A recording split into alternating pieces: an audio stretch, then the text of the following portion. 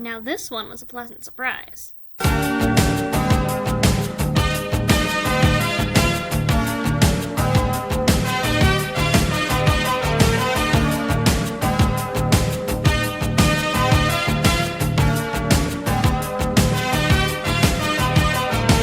Mary Harron's 2000 movie American Psycho, based on the 1991 novel by Bret Easton Ellis, is one of my all-time favorite movies.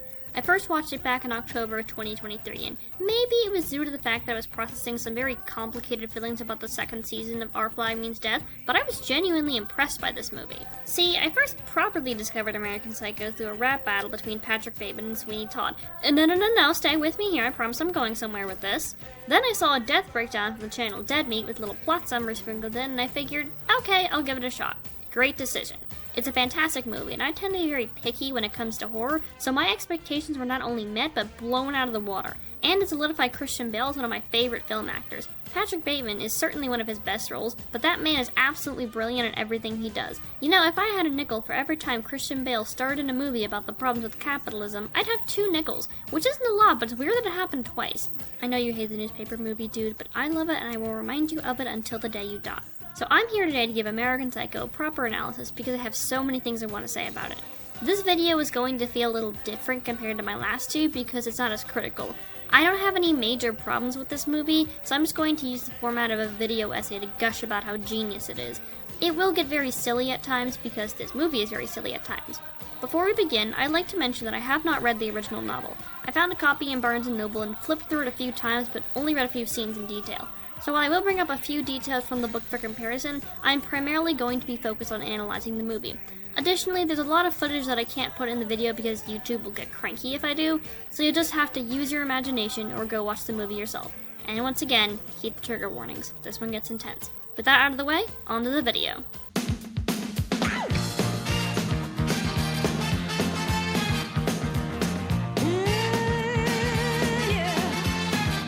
One of the most controversial aspects of the original novel was the graphic depictions of violence, particularly violence against women. It's my understanding that the book is far more graphic than the movie in its depictions of violence, especially when it comes to one section I did not read, but I heard a synopsis of that really turned my stomach. I'll spare the details, but if you know, you know. I will say that both the book and movie also have fairly graphic sex scenes, with the most prominent one from the movie being one of the few parts of the book I actually read in depth. That's the one with Christy and Sabrina towards the beginning. It's not violent, just very explicit. Fun fact, this is a scene that had to be trimmed down by about 18 seconds so the movie could avoid an NC-17 rating. That's not really a shock to me. I mean, it's common knowledge that the American public is far more comfortable with depictions of violence than depictions of sex. But it turns out this was not because the sex was graphic, but because the women didn't look like they were enjoying it, which is... they're sex workers, that's the whole point, but okay. Anyway, a lot of people were not happy about the violence against women in this book. One of those people was feminist icon Gloria Steinem, who in an ironic twist of fate would become Christian Bale's stepmother the same year this movie came out. That was just all kinds of wild. Now you might dismiss these reactions as people just being overly sensitive, but I completely understand where they're coming from. Again, the book is way worse than the movie in this regard, and the movie received far better reception when it came out. I do believe there is a discussion to be had about how much is too much when it comes to graphic content, especially when it comes to material that comes across as fetishistic. But since we're going to be talking specifically about the movie today, we're analyzing a version that is significantly less graphic in its depictions of violence, and I think the decision to tone it down was a good one. I should tell you right now that I don't care for most of the horror genre. Most of the media in it is far too graphic and bloody for my taste, and things don't end well for the characters, which is just really depressing and not enjoyable to watch. While I do watch a fair amount of crime dramas, most of those take place after the actual crime and are focused on catching the criminals. I just don't like watching people be tortured, especially if that torture involves eyes, guts, or reproductive organs. Touch my baby browns and I won't hesitate to slice your fingers off, thank you very much. But Patrick Bateman can keep his fingers on his hands, at least from where I'm standing, because his murders are incredibly toned down when compared to the book or even the average horror movie. Yes, I know this is a black comedy and not a horror movie, shut up, it's basically the same thing. That aforementioned Dead Meat video has a really good breakdown of the kill count and details of each murder. I'll leave a link so you can watch it yourself. But to summarize as best as I can, Patrick kills a total of 16 people over the course of this movie, 8 men and 8 women. And most of the murders are either incredibly short or happen completely off screen. You see the bodies but not the murders themselves. Many of the kills are very quick and not particularly gory, namely some shootings, the stabbing of the homeless man, etc. The two I would consider to be the most graphic are that of Paul Allen and Christie respectively, and even in both of those cases, it's a relatively quick sequence. This is a far cry from what we're used to in the horror genre. There were far more graphic scenes in horror movies from decades earlier. If you're someone who doesn't really have an issue with bloody or frightening content, this movie isn't going to do anything you likely haven't already seen. I think what puts people off of American Psycho is the fact that the book is known for having very visceral scenes of violence and torture, and that fact lingers over the movie like a dark cloud. But the movie is incredibly tame by comparison, and it's for a very good reason. See, there's a big misconception among certain people that in order to make a story have weight, it has to be moody and dark and serious all the time. But in reality, the opposite is often true. If something is constantly shoving torture and mental breakdowns in your face, they start to lose their effectiveness. Because by then, you've grown accustomed to it all and just accepted the fact that the creator really needs to close that incognito tab and find themselves a good therapist. But with a more lighthearted story, the moments of seriousness tend to be more effective, because they allow for a proper contrast. There's a reason this is a black comedy and not just a straight-up horror movie, since most of the time Bateman is being so ridiculous that you can't help but laugh at what a weirdo he is. Like he's about to kill Paul Allen and he decides to put on some music and dance. That's freaking hilarious. It also helps that the movie isn't just scenes of Patrick killing people.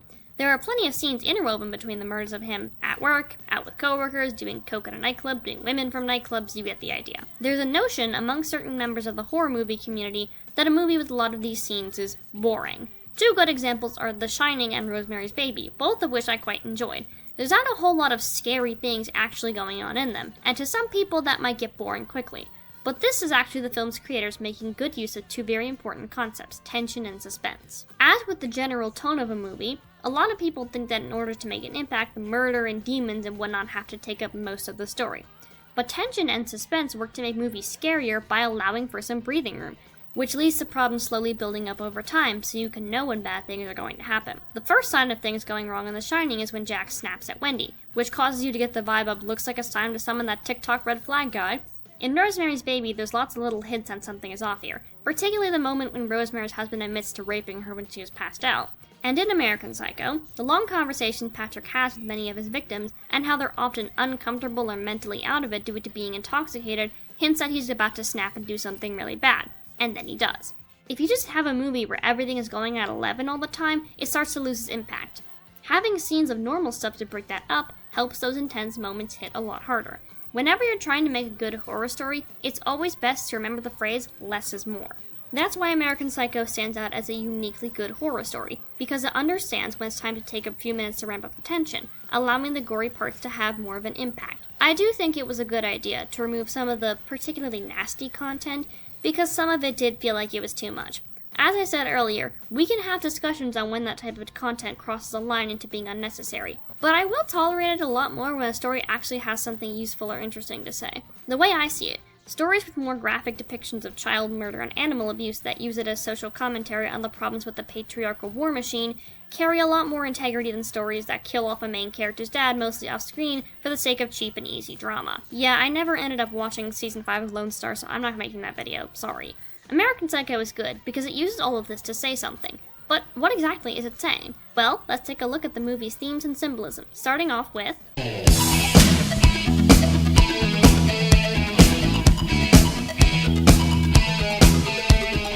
Of course, American Psycho wouldn't be as iconic as it is without its main character, Patrick Bateman. Well, I suppose calling him a character is a bit generous. Patrick isn't really a character so much as he is a symbol of privileged, narcissistic, toxically masculine men taken to its logical extreme. As you're going to hear me say a lot, maybe a little too often, exaggeration is a big point of American Psycho. It's a satirical look into the yuppie culture that Bret Easton Ellis had a very big problem with, and it demonstrates that by blowing themes up to its extremes, which is mostly seen in Patrick and how he interacts with other characters. Firstly, narcissism is an omnipresent character trait in Patrick. He's incredibly self-centered, obsessed with his appearance and social standing, judgmental, considers himself above everyone else. You probably met someone like this before. But another aspect of narcissism that tends to go ignored is Patrick's simultaneous self-importance and self-hatred. See, a lot of people think narcissism is just thinking you're a god and everyone else is beneath you. And while that's a side of the coin, it's only one side. Because narcissists can be obsessed with perfection, they tend to take it extremely harshly when they fall short of expectations. As such, they often struggle with depression and low self-esteem, and an intense fear of being exposed as a failure. And if anything I just said makes you wonder whether or not you're a narcissist, well, I'm not a doctor, so you should probably talk to one of those instead of taking advice from a stranger on the internet. And if you do have narcissistic personality disorder or learn narcissistic behaviors, which are indeed two very different things, you deserve understanding and treatment, and you can still live a happy, fulfilling life. Bateman actually demonstrates his self-hatred via his ending monologue. My pain is constant and sharp, and I do not hope for a better world for anyone. In fact, I want my pain to be inflicted on others. I want no one to escape. Yeah, this right here, this is why everyone who aspires to be like this guy is a moron. There's a well-chronicled history of perpetually online losers who think Patrick Bateman is someone they should want to be like. I don't want to talk about them for very long since I don't like giving these people attention that they absolutely do not deserve, but I will say that it's honestly hilarious how they completely missed a thoroughly integral part of the movie. Their own biases have blinded them to the fact that Patrick is thoroughly unhappy with his life, so of course they think, oh yeah, I'm totally that guy, just... You know, it's a good thing Izzy Hans never saw this movie, or he might have actually had a heart attack. Now, narcissism takes a very interesting form in the movie, specifically in the choice of narrative structure. In order to keep us focused on seeing things through Bateman's point of view, everything that takes place is told through his perspective. In the book, this is done through Ellis writing in first-person perspective with a single narrator, and in the movie, it's conveyed by having Patrick be present in every single scene. Now, this is something that's done in a lot of books, but not done in a lot of others, and it's rarely done in movies and TV shows. That's because shifting to other characters allows you to gain a deeper perspective on them, or hide certain pieces of information from the protagonist. But this movie doesn't do that. Everything you see in the movie, you see from Patrick's perspective. It deliberately keeps things tied to his point of view, so you see things the way he does. This doesn't allow for the other characters to get fleshed out, and that's for very good reason. To Patrick, they're not complex individuals. He exclusively views other people as things to be used. Certain men for social status through friendships with those at the top of the food chain, certain women for sex or companionship, and everyone else for satisfying his bloodlust. Indeed, a lot of the people he interacts with are outwardly as shallow and self-obsessed as he is, so it's not as if there's a whole lot to explore anyway.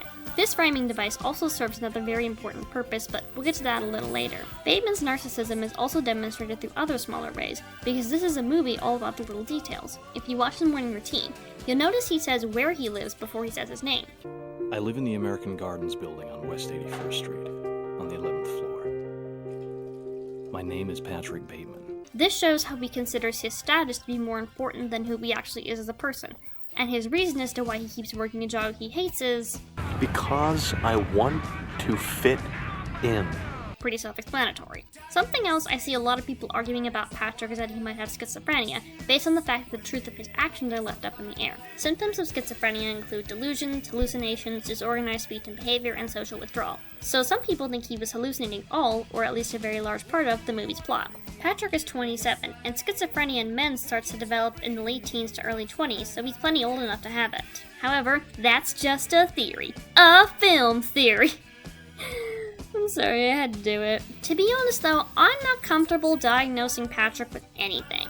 It's a really bad idea to diagnose someone if you're not their therapist, whether they're real or fictional. Schizophrenia, narcissistic personality disorder, any other mental disorder, you just don't know as much about a person as you think you do, especially if you're not a mental health professional. That's not to say that self-diagnosis can't be valid, especially for neurodivergent people, but diagnosing yourself is very different from diagnosing another person. Sadly, a lot of people will use the ideas and/or language of psychology in order to call someone they don't like a sociopath for money and clout. That's pretty scummy considering you've never actually met them and don't know their brain like they do. And if you wouldn't do it to a real-life person, you really shouldn't do it to a fictional character, because fiction and reality are not as separate as you think they are, and being empowered to do something in fiction will often empower you to do it in reality, but that's a rant for another time. Getting back on track, the first time I watched this movie, there were two things that I thought were interesting. I'll talk about the second one later, but the first one happened in the scene Patrick breaks up with Evelyn. I want you to pay attention to the specific language he uses here. I'm leaving. I've assessed the situation, and I'm going. I've assessed the situation, huh? That's oddly specific. I thought it was a bit strange, and after I watched it again, it finally hit me. This sounds like language you get from going to therapy.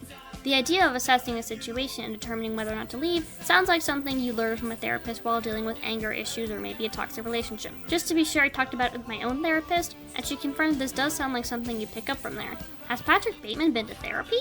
Well, it's certainly a possibility. Maybe one of his parents noticed something was off and put him in therapy to try and ward off emotional issues he had or could develop. Or maybe a previous friend or partner suggested it when they realized how toxic he was being. But he did that thing that a lot of narcissists do, where they use the language of therapy to manipulate others, which is basically what he's doing in this exact scene. This is one of the biggest hints we get about Patrick's early life in the movie, but it's not the only one. Two other things we learn about him is that his parents are divorced and his dad practically owns the company he works at.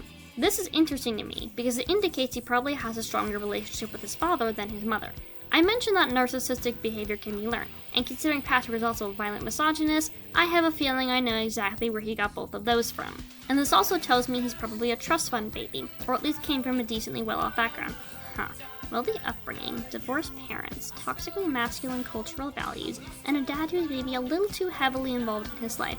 I wonder why this guy turned out to be such an emotionally balanced nutcase. See, with people like Bateman, there's always a question of nature versus nurture, whether or not he could have turned out different if he had a different upbringing. And I think all of this definitely contributed to Patrick's psyche, because the way we're raised does have significant impact on our adulthood. They don't call childhood the formative years for nothing. But whether or not Patrick's narcissism is caused by NPD or learned behaviors, that isn't really the major problem, because he could make progress in dealing with his problems if he just starts going to therapy consistently and actually puts in some effort. Personality disorders and childhood trauma don't scar you in some irreparable way. Therapy and medication are extremely beneficial if you use them, and healing may take time, but it is something that you can accomplish. The source of Bateman's problems isn't the most important factor when it comes to his emotional issues. It's more about the fact that he just isn't doing anything about them. He's not trying to be a better person. He's continuing to live an unhealthy lifestyle, and all it's doing is damaging him in the long run. To those of you out there with mental health struggles, I know it's hard.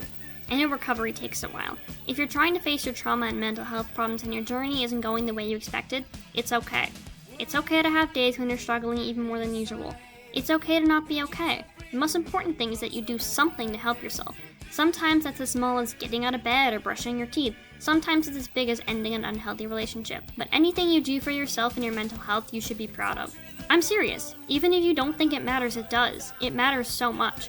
Whatever you do, just don't be like Patrick Bateman. He's really not someone you should be emulating. My point is that trying to psychoanalyze Patrick can only accomplish so much. It doesn't really matter why he is the way he is because A, he's still a rapist and serial killer, and B, he's still not doing anything about it. If nothing else, that's what I think you should take away most from American Psycho. The what is far more important to this discussion than the why. But I do think it's worth talking about to an extent, because in laying out Patrick's very bigoted beliefs, we can start to understand how he chooses his victims and the exact nature of his violence. Basically, it all boils down to a lot of racism, misogyny, classism, and homophobia. It uses Bateman's status as a serial killer to make his murders be an extension of his awful opinions about the world.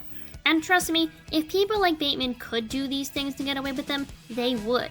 That's part of why they like him so much. He does what they can never do, so they get to live vicariously through him. Now, if you haven't already gathered this, the bonkers nature of this story is why I love it so much. I have a strong penchant for stories that use the most weird, out there, banana nut muffin storytelling to convey interesting themes about the world around us. Ever see The World According to Garp? It's a Robin Williams movie, but the really interesting theme about the out-of-touch priorities of certain white feminist movements through having a group of young women cut out their tongues in order to support a young rape survivor who had the same thing happen to her. It's like the more extreme version of the black square or safety pin thing. Also, one of their icons is an actual rapist, but she raped a man, so they don't really care. But they're also shockingly supportive of the trans woman character.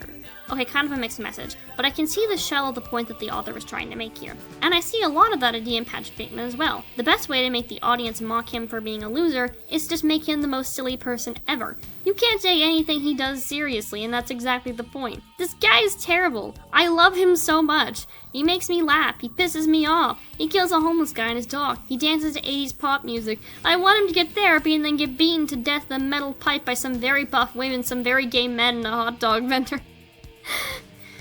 I love this movie so much, you guys have no idea. Villain protagonists can often be tricky to write, because if your main character is boring, the rest of your story will have trouble being any enjoyable to consume. But villains usually aren't very complex characters, or at least not the most iconic ones. So how do you make a villain complex or interesting? The first thing most people jump to is sympathetic, but sympathetic villains are often not very good because they're usually, this person was correct in their viewpoints, so let's make them commit genocide, or this person is a Nazi but it's okay because they're sad. A better solution is to go the old Disney villain route, make them awful people, but awful people with charm and cheese and silliness for days. They're fun to watch and you can still enjoy it when things go belly up for them. Also, I like that Disney has less villains nowadays and tells more personal, low-stakes stories. I shouldn't need to clarify that, but I know some people are rationally mad that traditional Disney villains are dying out when they really shouldn't be. This is why Patrick Bateman works so well as a character. The movie does a great job of juxtaposing his scenes of intense cruelty with intense silliness. It's really fun to watch bad things happen to him and to watch him being a dramatic little bitch about the whole thing. Also, this movie is what solidified Christian Bale as my favorite film actor of all time.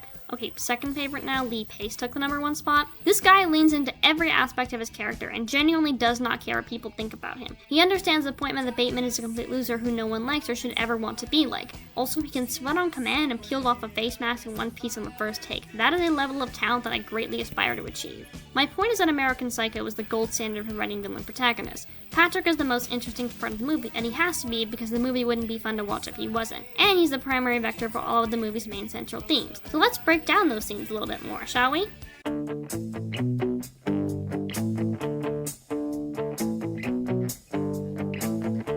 Allow me to blow your mind for just a minute. Patrick Bateman doesn't have a very high view of women. I know, you never would have guessed that in a million years. Misogyny takes on an interesting form in American Psycho.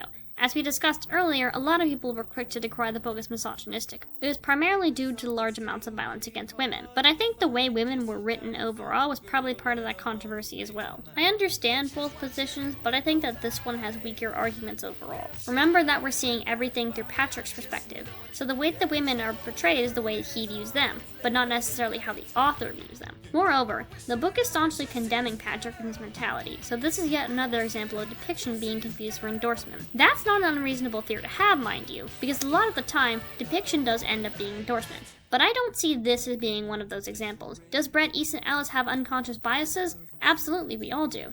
But he's far from the worst when it comes to writing women. Maybe reading more of Ellis's works can shine a better light on his skills in this particular area, so I can't give a solid judgment at this point in time. In any event, I do think it's worth mentioning that this movie was directed by a woman, Mary Harron. Harron co-wrote the screenplay alongside Guinevere Turner, who also played Elizabeth.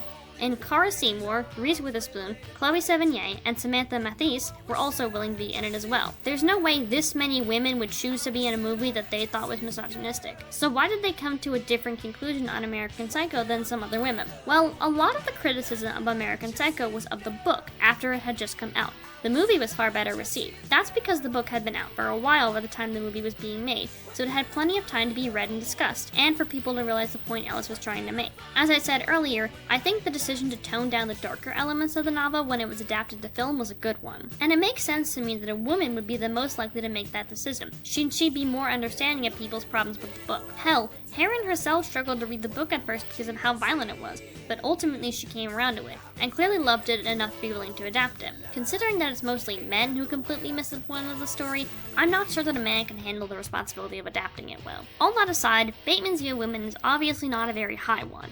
He really only seems to value women as long as they shut up, look pretty, and sleep with him. A lot of men are like that. But the interesting part about all this is exactly how Bateman demonstrates his misogyny based on how he categorizes women. Putting women into boxes is an important aspect of misogyny, as it serves to further divide us and make us fight with each other instead of fighting against oppression. Here's a good example. You might have heard of the Madonna whore complex, wherein men split women into revered saints and degraded sex objects. The entire goal is to make sure men and women see some women as better than others for being pure, kind, and motherly. It reduces us to one-dimensional beings rather than the complex individuals that we really are. If women spend all their time hating other women and never asking why being a quote-unquote whore is even considered to be a bad thing, then they'll never be able to realize that this is all the doing of men who are trying to keep women from realizing their own strength and power. Now, Bateman doesn't really display a Madonna whore complex. I would categorize what he demonstrates as, I'm actually going to coin this phrase myself, the bimbo whore complex. Maybe someone else has a better name for it, I don't really know. This is what I'm just going with for now. There's a distinct divide between two types of women in American Psycho.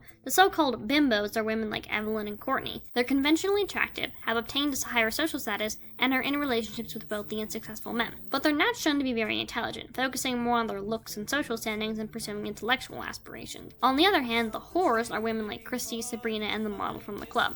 They're considered to be a lower class of women, but they seem to have more intelligence and self-preservation instincts. You see this in how Christy is reluctant to work for Patrick a second time after he tortured her in Sabrina, only going back after he offers her a lot of money, and she's quite wary of both times. Meanwhile, Evelyn and Courtney are never suspicious that Patrick might be a serial killer, most likely because he never tortures them like he does the others. Now, there's an incorrect notion when it comes to the Madonna whore complex, in that people believe that the Madonnas are the respected ones. They're really not. Misogyny relies on an inherent disrespect of women, and if you only respect someone because they fit into the standard that you set for them, you don't actually respect them. And while the Madonnas are treated slightly better than the whores, that's like comparing a broken finger to a broken arm. Both are painful, and neither is something you want to experience. Indeed, this notion of having slightly more respect for one group of women over another is quite prevalent in American Psycho, in that Bateman's female murder victims are exclusively the whores, not the bimbos. Evelyn only has to deal with Patrick being a terrible fiancé and later breaking up with her in the middle of brunch.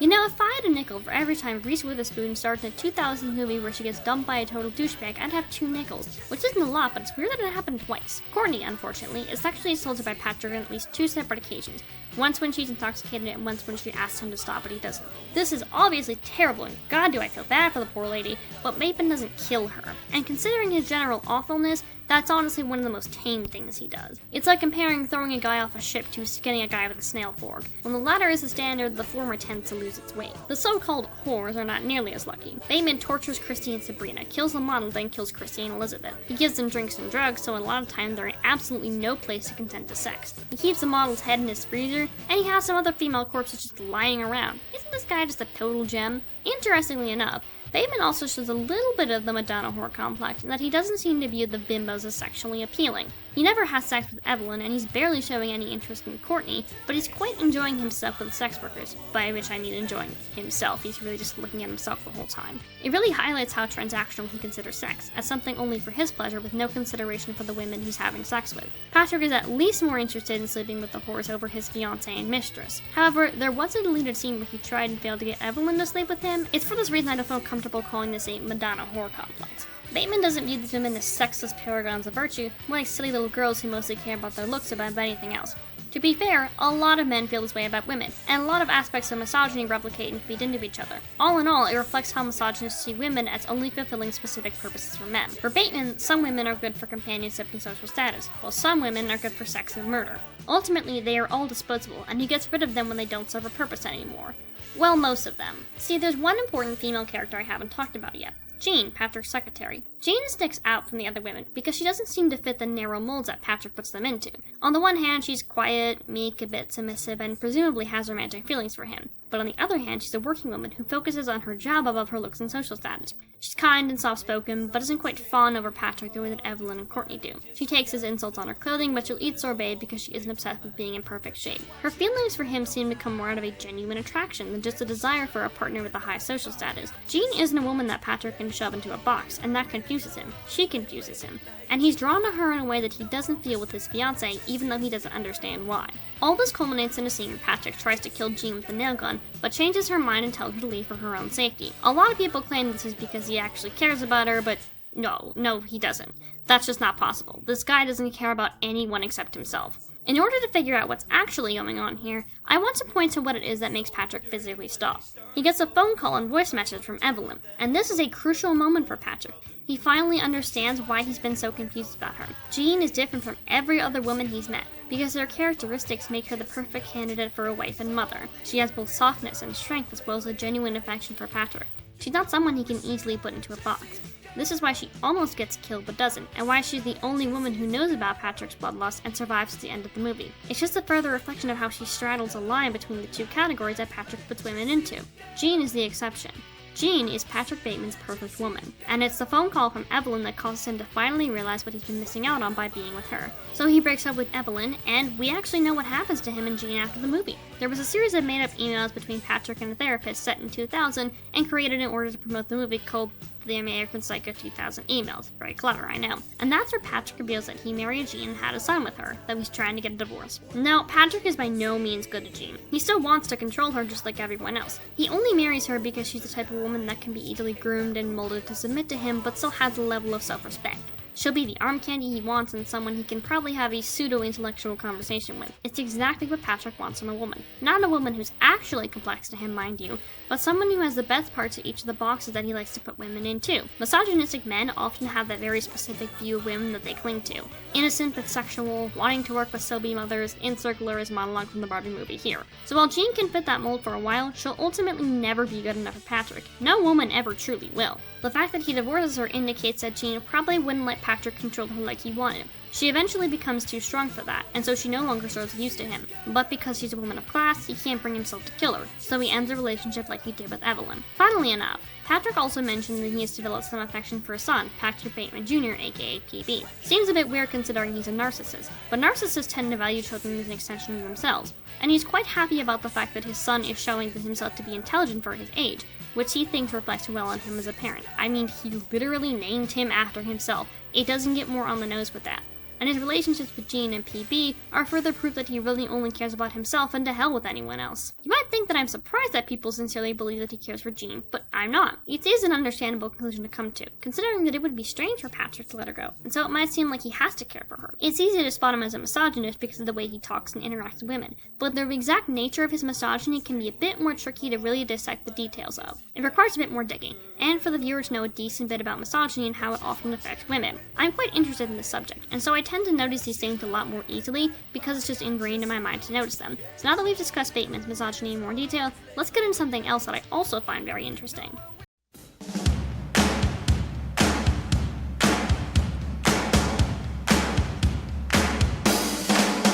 Now this is the part of the video that I was most excited for. As someone who loves analyzing LGBTQ stories, this is the kind of content I love to make. Let's talk about the gay parts of the movie. Now, people who don't know the full body of Bret Easton Ellis's work might not know this, but he's an LGBTQ man himself. He's flipped back and forth between identifying as straight, bisexual, and gay over the years, and it seems like he currently identifies as gay. And he does explore these themes in his other works, most notably with the characters Paul Denton and Sean Bateman in The Rules of Attraction. Yes, you heard me right, that's Bateman as in Patrick's younger brother. They don't like each other very much, and I have a feeling this is probably why. Also, they have an older brother named Mario, which means Patrick Bateman is canonically a middle child. Do with that what you will. So it's no surprise that this is something Ellis explores in American Psycho, and the best way to do this is just make Patrick a homophobe.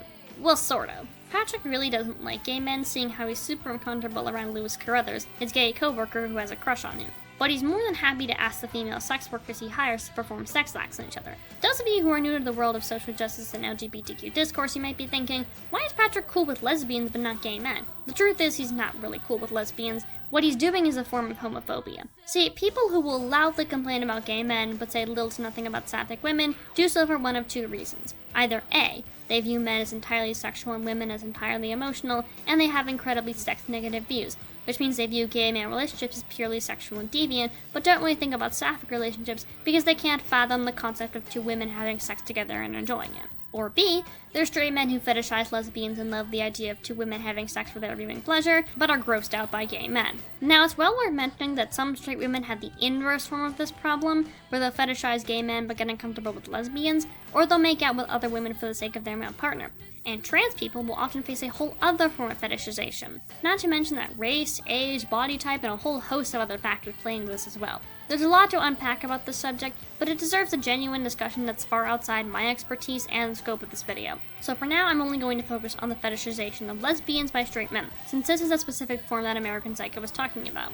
Now, since Patrick is a privileged, misogynistic, homophobic jackass, it's no surprise he has this view of sapphic relationships. In case you haven't picked up on it, this is also a form of misogyny, as it's an extension of viewing women exclusively as sex objects for men's pleasure. It's just all around a really gross attitude to have. Now, I know that a minute ago, I explained the other primary reason for being fine with gay women but not gay men was due to viewing men as sexual and women as emotional. That's where the attitude derived from conservative religious ideals about the importance of so-called purity being massively overinflated. That's where we get the aforementioned Madonna whore complex. But this made up gender divide is also an omnipresent mentality in people like Bateman, albeit in a slightly different manner.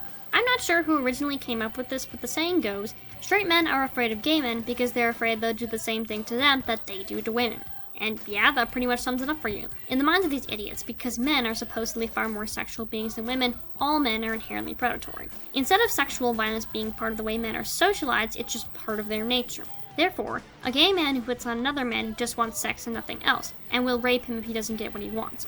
On the other hand, women don't actually have an interest in sex, so any sexual behavior between women is just for men's pleasure, and not because they enjoy sex or are using it as a way to express emotional intimacy in a genuine romantic relationship. That means that straight relationships are the only ones with both sexual and romantic connections, with each of the genders only desiring one thing that the other will give them. The only major difference between this mentality and the more conservative religious one is whether the person is more sex positive or sex negative, with people like Patrick being the former.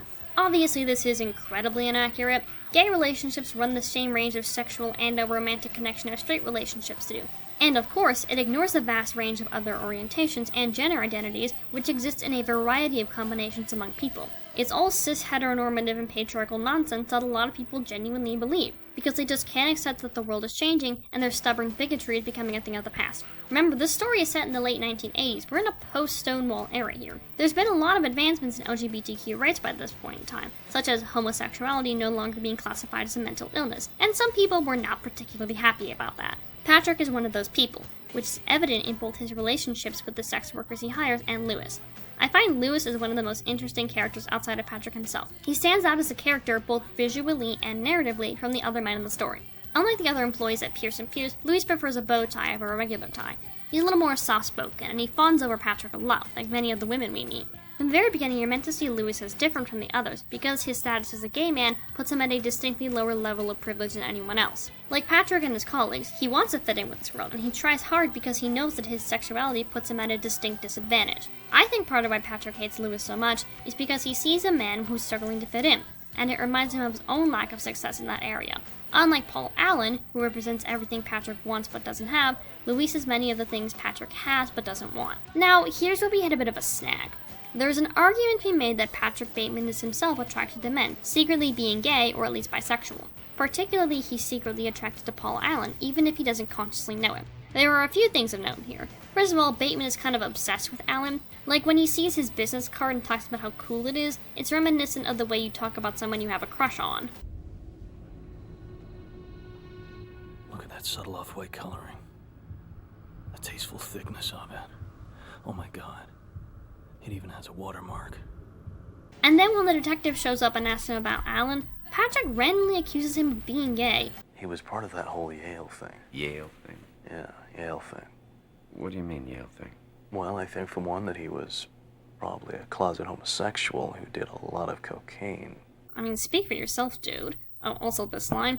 We'd gone to a new musical called Oh, Africa, Brave Africa. It was a laugh riot. Seriously, how did Christian Bale say this with a straight face? Also, Patrick being really uncomfortable around Lewis fits into this. If Lewis is meant to be the side of himself that he really hates, that can be interpreted that he hates himself for being attracted to men. This leads to some genuinely hilarious moments, like when Patrick is so distracted by Lewis hitting on him, he forgets to commit murder. He literally washes his hands with gloves still on, just to put the cherry on top. When he's having sex with Chrissy and Elizabeth, he's looking at himself in the mirror flexing, because he wants to look at women when you've got this hot man to admire. I'm sorry, I'm not laughing at the people making these points. I can totally see where they're coming from. I'm laughing because this movie is so ridiculous. Now, I mentioned earlier that Ellis often explores LGBTQ themes in his writing, so the idea of doing it with Patrick is certainly plausible, which can lead to one making the argument that Patrick might just be a little bit less than perfectly straight. However, I don't think this was the story's intention, and I don't know if this interpretation really fits. Look, this isn't me trying to be one of those people who get grumpy if you even joke about characters being gay. I myself am pretty quick to point out characters who would be a lot better if they were in gay relationships. For God's sake, I made a whole video about the gay pirate show. I've got no problem with people doing this, generally speaking. But I'm also a realist in the sense that I know not everything can or should be gay. Gay newspaper boys? Great. Gay Bowser and Luigi in the Mario movie? Over my dead body. Let's be honest, gay or straight, romanticizing abuse is not a good look. In the case of Patrick Bateman, I have two reasons for feeling the way I do. Number one, I don't really care for this particular way of writing characters with internalized homophobia. Yes, Bateman being really uncomfortable around and potentially lashing out at gay men because of his own self-hatred regarding his sexuality is absolutely possible. There are certainly people like that in the real world, and the planned murders are the logical extreme to that we've been talking about. But that's a very tricky trope to write, and it's often used as a cop-out to justify romanticized abuse and bullying, where it's up to the character's future partner to nurture their good side and fix all of their issues while taking mistreatment from them without complaint. That is something I will always object to, for reasons I shouldn't have to explain. When I write characters like that, I generally tend to have all their lashing out focused inwards on themselves and doing everything they can to not hurt the people they care about. It's like writing an abuse survivor who goes on to become an abuser themselves. You can do it, but you don't have to, and personally I think we have more than enough of those stories nowadays. And if the insanely high amounts of both writers and media analysts who fundamentally misunderstand abuse and trauma are anything to go by, there are a lot of people who just have no business going anywhere near the subject. Number 2, all of those points I just laid out can be easily explained in a non-gay manner. Bateman could just be jealous of Paul Allen because he's doing better socially, financially, and romantically by Bateman's standard. His comment about Paul secretly being gay is probably just a way to mock him, and the fact that he's looking at himself while having sex with the prostitutes is more about narcissism than secretly being into men. I suppose it's all open to interpretation, but if that's so, my interpretation is that Patrick is not gay or bisexual. I don't think Ellis or Heron ever intended to make that part of a story. Yes, it's true that what an author intends to do with their story is oftentimes very different from what they actually do, and intent largely dies where execution begins, which is why the execution of American Psycho is why I feel the way I do. Because the way the story was crafted means that making Patrick gay or bisexual kinda completely undermines the theme of the whole movie. This is a character who was supposed to represent the epitome of privilege. White, male, cisgender, wealthy, able-bodied, upper class, and indeed, heterosexual. He's all of these things because he needs to demonstrate why the system that benefits people like him needs to go down. So removing one of those elements makes Bateman less privileged, even if only a little. I know that just being gay or bisexual wouldn't take away the benefits he has in many other aspects of his life, but just being gay or bisexual means there are a lot of people who hate your very existence. And because American Psycho worked on the basis of exaggerating things for maximum effect, Bateman kind of has to be the most privileged person ever. This isn't a discussion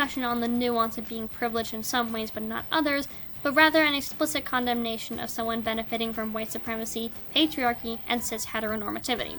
Adding a gay or bisexual Bateman into the mix means that that theme has trouble standing. The thing is, a lot of people don't think through the implications of changing a character's identity. The effects can be as negative as they are positive. Some people will try to make everything gay even if it doesn't work. I know why people do this. LGBTQ representation has historically been so limited that oftentimes headcanons are all there actually is, and I'm going to discuss this more in the next video. But that doesn't make you exempt from thinking about the implications of your writing decisions and acting accordingly. I know I might sound like one of those Twitter losers whining about a black Ariel, but that's a completely different situation. I was perfectly fine with that casting decision, since the character's race was not at all relevant to her story, and if it gives a chance to representation, why the hell not? There are stories where a character's identity is an important aspect of the plot, but most of the time that's when the character's a minority. And then you really shouldn't change it, especially if you're trying to make a previously non-white character white. Actually, don't do that even if their race doesn't play a part in the story, because that's just gross. But there are instances where making a character a minority where they previously weren't does have negative implications. I'm not saying don't do it. All I'm saying is that you should think about the potential side effects before you make that decision. Now, if you want to make a story where Patrick was gay or bisexual, that's perfectly fine. I touched on this in the Our Flag Means Death video and it bears repeating. I'm not against writing a different version of the story that already exists, as long as you acknowledge that it is in fact a different version of that story. I have absolutely no problem with writing a version of Bateman who's a closeted gay or bisexual man, but I would probably end up going all the way with that change and flat out making him a different character. I'd have him be a lot more sympathetic, someone who means well but has a lot of issues he needs to work through and actually gets the help that he needs. Then, having him pair up with Alan or another guy makes a lot more sense. Additionally, I came to the conclusion, solely based on the names of the Bateman brothers, that they might have Irish ancestry, which means they were probably raised Catholic, and you can do the math there. That would add a very interesting element to Patrick's character in any version of a story. Part of why he's on a hedonistic drug and sex trip is that it would be everything he was taught to view as sinful, and repression can often lead to unhealthy indulgence later on in life. Hell, it'd be nice to see a heroic character with MPD, might help to cut the stigma a little bit. See how much story potential there is there? There's so much you can do with Patrick with just a few tweaks to his character. It wouldn't necessarily be any better or worse than the version we already have, just different. I'm a big proponent of using fanfiction to modify or make a story better.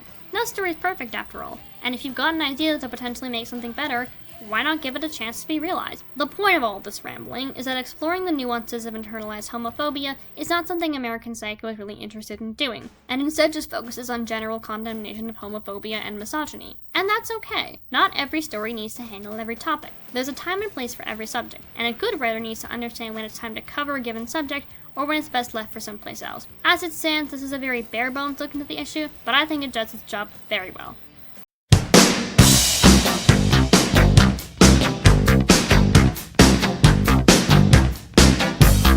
This part of the video is going to have two subjects put into one, because there's less to say about them, so I can't really make them into their own sections, but I do still want to talk about them. The concept of classism and social class plays a very important part in understanding Bateman's psyche. He cares very much about being at the top of the social food chain, and this is why he's so obsessed with appearances. Physical appearance, sure, which is why he works out so much and tries to look his best, but also social appearances, and making sure other people think he's a man of high class. This explains his obsession with going to the best restaurants, having the best business card, having the best work opportunities. He's one of the single most pretentious little wankers I've ever had the misfortune of meeting. But to be fair, everyone around him is basically the same, showing off their own business cards, bragging about all the nice restaurants they go to and such. It's all part of that fitting in we talked about earlier. Bateman is someone who, by all means, has achieved the classic male American dream.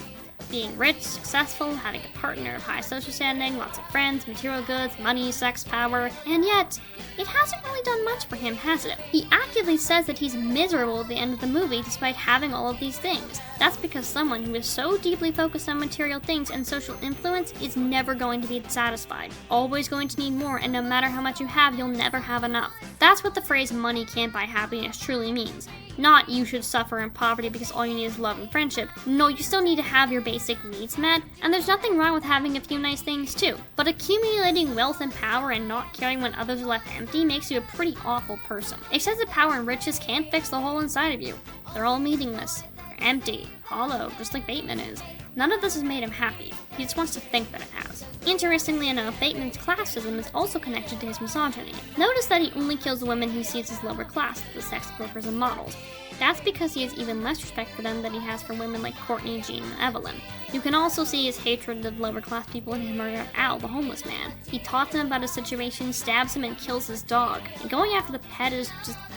I have 4 cats, and if someone killed any of them, I'd gouge their lungs right out. For legal reasons, that's a joke. Also, Bateman tells Al to get a job, because that's why he's homeless. And homelessness is the fault of the person, not the system, obviously. Never mind the fact that you can't get a job without an address. Clearly those disgusting losers need to stop begging and just start putting in hard work. The vast majority of Patrick victims, excluding Paul Allen, are of a lower social class than him, or at least they are in his eyes. Because of course a guy obsessed with money and status is going to treat homeless people like garbage. They make up most of his murder victims, because sex workers and homeless people aren't considered to be fully human by many people. So when they're murdered, it isn't taken seriously by law enforcement, and people can get away with it far more easily. That directly contrasts when Paul Allen is killed and the detective is constantly showing up to investigate, because people like Paul are considered important enough to care about. Now on to racism, which is an important subject of discussion, because of course someone like Bateman is also incredibly racist. Now, take note that we're also talking about anti-Semitism along with this, which is not exactly the same as racism, but it is also rooted in white supremacy, and white nationalist groups hate Jewish people just as much as they hate people of color. If you want to learn more about this, check out this interview on PBS about the link between anti-Semitism and white supremacy. From what I've heard, Patrick's racism is more explored in the novel, but he does have his moments in the movie. There's a scene where he yells at an Asian lady for not speaking English. Ah, that old chestnut.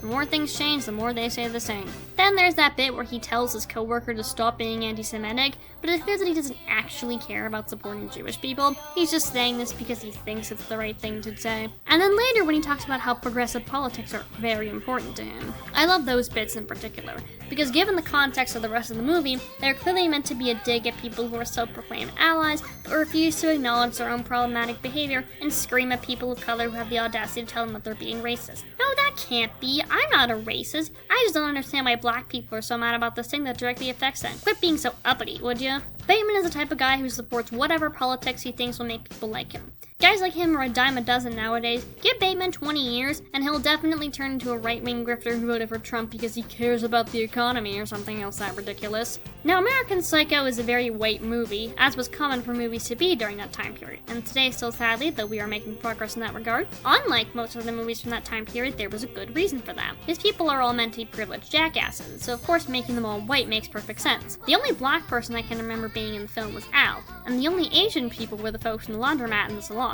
This might seem like a bad thing, but it's just like we discussed when it comes to women. It's not how the author or director view people of color, it's how Patrick Bateman views them. He treats them as nothing more than servants, because he views them as entirely beneath him.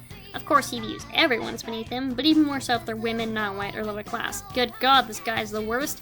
Every time you think he can't sink deeper into the hole of horrible bastardness, another shovel of dirt gets dug out of the hole and thrown straight into your eyes. The sheer cruelty in which Bateman treats his victims, Al especially, is emblematic of how little he views people that he considers beneath him. And it's well worth mentioning every type of bigotry Patrick displays because they are indeed connected to each other. Not just in the ways I've already talked about, but in how it's very rare for someone to only be on board with one form of bigotry. If you're okay with one, you will eventually be okay with all of them. Like how some transphobes claim to be feminists, but in actuality spout a lot of misogynistic rhetoric alongside their transphobia, because it all feeds into systems of patriarchy and white supremacy. This is why reflection is so important for anyone who claims to be progressive, so you can see exactly how your own biases and blind spots are connected to each other and where you need to do more learning. And I think that's about all I have to say in regards to Patrick and bigotry. So let's move on to the penultimate section, which is about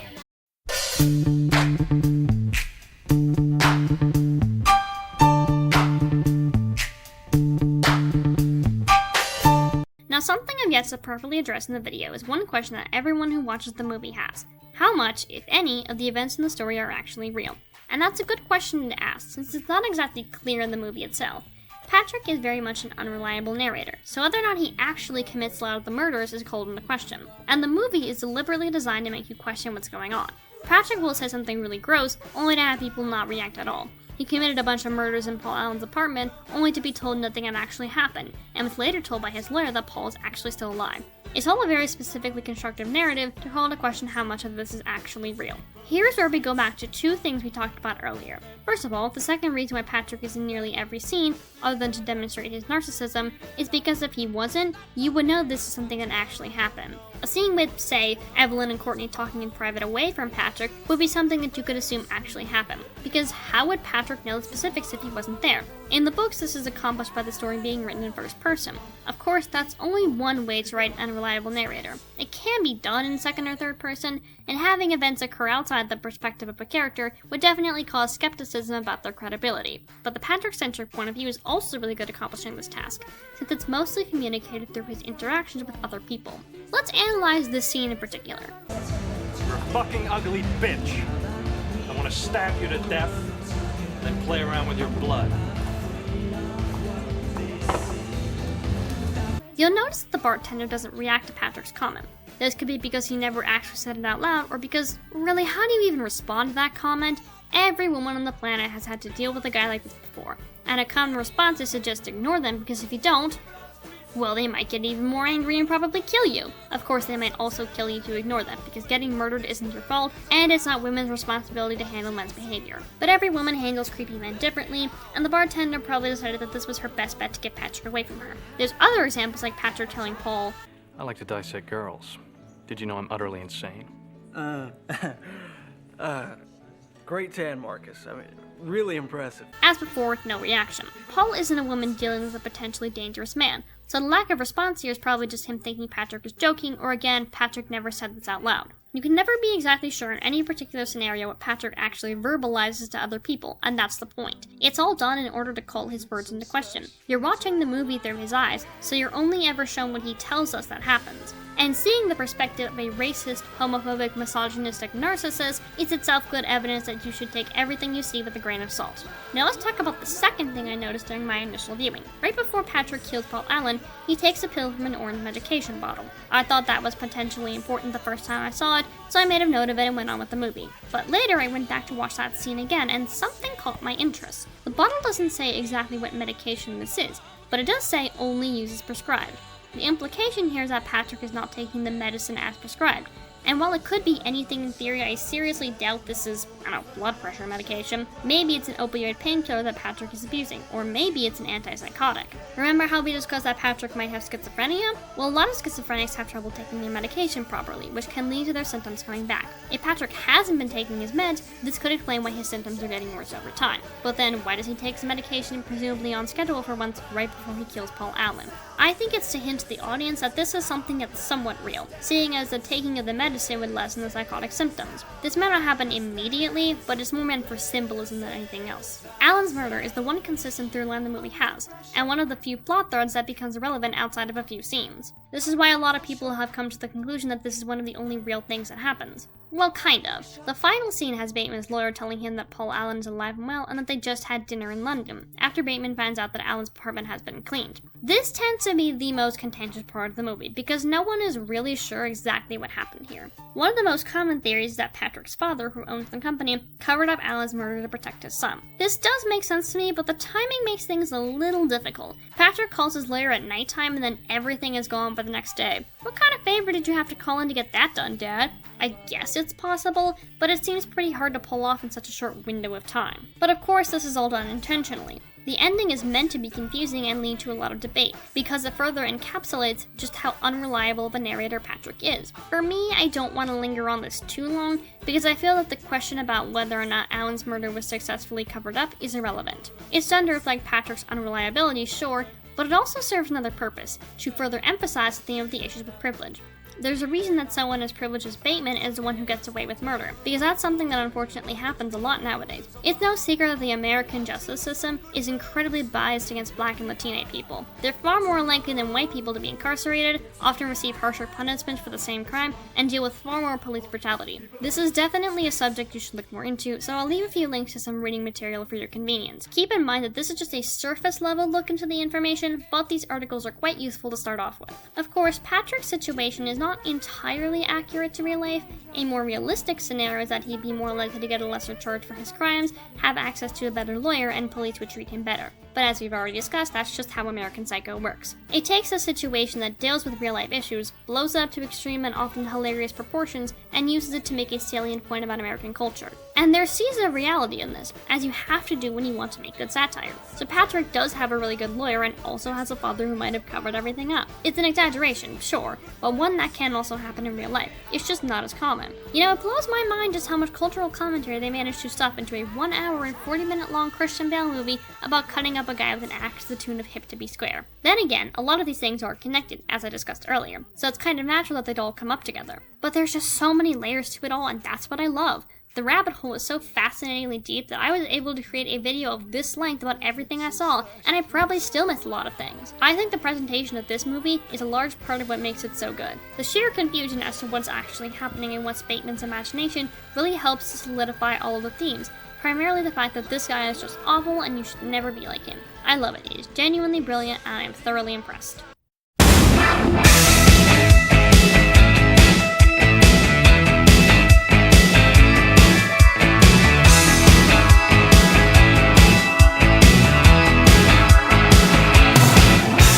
So now that that's all done, I want to talk a little bit more about American Psycho as a whole. And since I made a reference to it earlier, why not tie Lord of the Flies into this again? In truth, I feel the same way about both of these stories, and that while they're very good and you can have some very good discussions about them, those discussions are really hard to actually have. If you tell someone you like these stories, you're probably going to get side-eyed suspiciously. After all, who would willingly want to read about child murder or graphic torture scenes? Or you might come across that one guy who thinks he's actually Patrick Bateman, and you just have to smile and nod and keep a very close eye on his social media. I will admit that neither of these stories are easy to read or watch.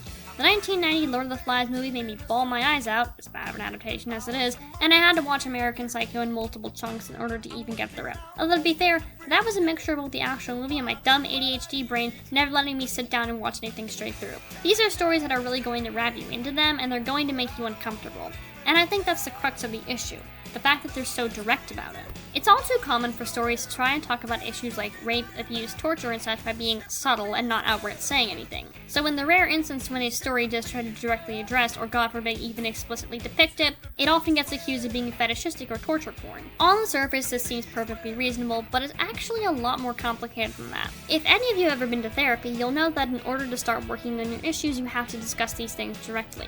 Therapists are good, but they're not mind readers. You need to be willing to actively have a discussion with them, or they're not going to be able to help you. But because these discussions are so uncomfortable to have, and understandably so, a lot of people come to the conclusion that the reason they're uncomfortable is because the material is fetishistic. This isn't helped by the fact that a lot of classic literature likes to coat everything in a heavy layer of subtlety and allegory. and because those are the types of stories you're used to analyzing in your English class, a lot of people get the notion that subtlety is king, and you should never say anything outright. So a story that does say things outright is wrong for doing so. The reason Lord of the Flies stuck out to me is because, while it is a thinly veiled allegory for World War II, the overall theme of condemning patriarchal, toxically masculine values and emotional repression among men is a lot easier to get. The moment where Ralph chides himself for biting his nails and equating it to be something only a baby would do, you immediately go, I see what we're doing here. And this makes sense considering William Golding is a World War II veteran, so he didn't really care for being forced to fight in one of the most horrific conflicts in the world, and didn't quite have a very high view of humanity after that. It's just like how Tolkien brought his experiences as a veteran into Lord of the Rings.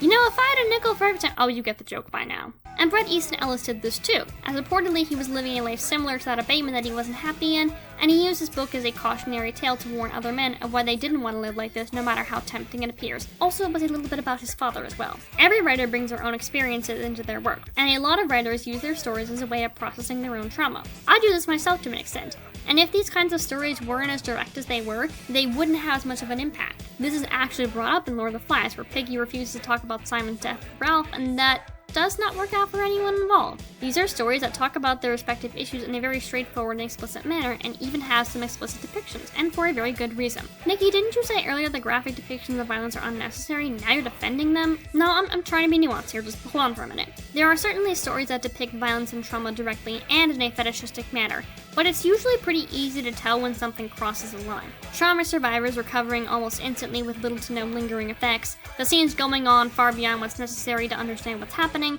and multiple traumatic events happening to one character in a short period of time are all some pretty big red flags. And also the characters who experience that are usually women and or people of color. One way to guide yourself on the right path is to have the trauma be a past event and focus on the recovery, so you can talk about it directly, not have to depict it. The nuance around this issue is best unpacked another time. But for the sake of this video, just know that I find American Psycho to be one of the better examples. And I still am willing to concede that it might go too far at times, so if you want to have that discussion in the comment section, I'm totally down. The thing about these kinds of stories is that all the direct portrayals of violence have a point. And whether that point is war is bad, learn to coexist, the patriarchy is harmful to men and women, or I hate misogyny, homophobia, and consumerism culture, it's the point that needs to be made. But getting off that topic, there's something else about American Psycho that I think bothers people, and that's the fact that it's a horror black comedy movie. I mentioned earlier that I don't like much of the horror genre, and not for no reason. A lot of the movies in it are either flat out torture porn or just scare factor for the sake of scare factor. Very rarely does a horror movie, especially one released more recently,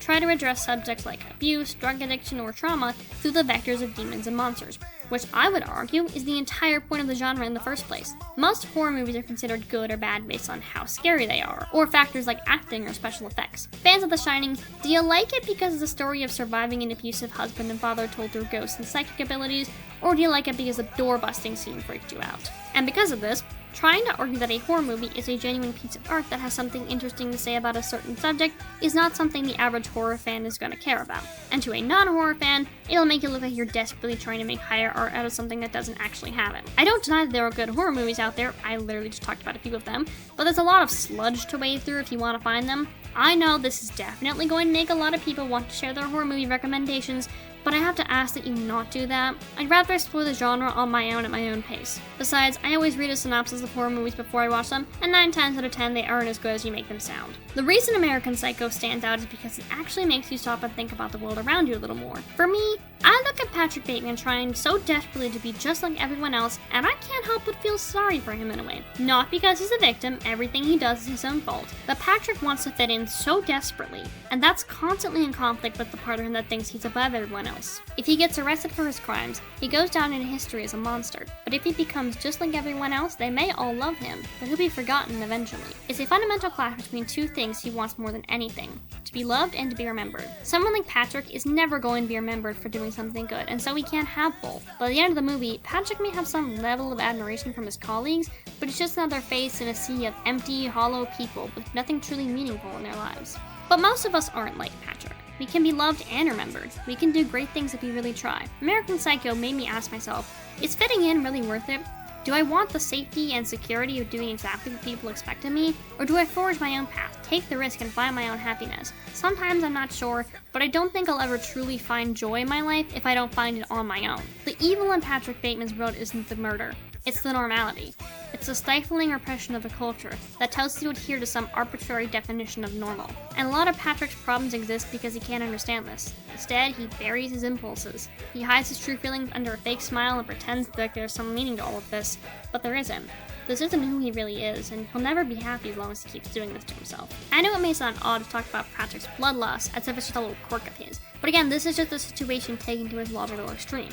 The real core of Bateman's issues is his narcissism. And NPD isn't some sort of bitch disease that automatically makes anyone who has a terrible person. It's a genuine mental health issue that deserves as much understanding and treatment as it does accountability. I can't help but wonder what might happen if Patrick gets some decent therapy and actually puts in some effort to be a better person. If he had found better or healthier ways to cope with his darker urges before he started murdering people. He'd probably be a lot better off mentally, but Patrick keeps quiet about all of this and indulges privately. Various addictions to sex, drugs, and murder are things he should get treatment for, but since he never does, he continues to damage himself and the people around him. It comes back to that emotional repression we talked about earlier. A lot of people, especially men, will suffer the pain of addiction and mental illness quietly. And that's a terrible idea because untreated mental health issues can literally kill you. There aren't over 48,000 deaths by suicide in the US alone every year for no reason. So while the condemnation of racism, misogyny, patriarchy, classism, and homophobia is a very strong overall theme in American Psycho, there's also a theme of talk about your feelings, you coward. A lot of the characters in this movie put on a mask and pretend to be fine. And the few people who don't usually don't make it to the end. People like Al and Christy, all the people Bateman sees below him. He deliberately kills off the few people who see the world for what it actually is. You know, the more I talk about it, the more I realize this book really was just the Lord of the Flies of the 90s, except American Psycho has a better movie adaptation. But this story actually resonated with me quite a bit, in a way that I didn't expect from it. I'm someone who has struggled to fit in and talk about my feelings for most of my life due to being autistic. And Patrick's story served as a reminder that the idea of normal is created by a system that was deliberately set up against the benefit of people like me. I'm not going to fit into this arbitrary standard. And that isn't my fault. I've got to create my own normal. I've got to find a life that I want and pursue what makes me happy, and I will gladly spend the rest of my life tearing that system down if it makes the world a better place. I really didn't expect either of these stories to hit me as hard as they did. I think that's what makes them so powerful. I feel the best kind of story is the one that exceeds your expectations or finds you somewhere you didn't expect. And as a writer myself, hearing that someone loved a part of a story you didn't expect them to is the best kind of feeling. It's why we make art. And it's why we'll always need it. I kinda got emotional recording that. Let's just move on. All this is to say, I love American Psycho. It's genuinely one of my favorite movies, and I'm so glad I decided to watch it. Would I recommend it to you all? Tentatively, yes. If you think you can stomach it, it's definitely worth the watch, but don't force yourself past your limits. It's not for everyone. But no story is. And feel free to take a break while watching it if you need to. I'd do that myself. I'll echo Stephen King's advice when it comes to Lord of the Flies. Feel it first, think about it later. Read that book as well, it's really good. And please, for the love of all things holy, go to therapy if you really need it. Well, that was fun. I'm surprised I managed to gather this much material. Anyway, I do hope you all enjoyed this video, and I can safely say that American Psycho will long remain an iconic and meaningful piece of media that... Oh. Well, you know what? I'll see where we're going with this. I think I smell another video on the horizon. See you back in 5 years, everyone. Too hard to feel.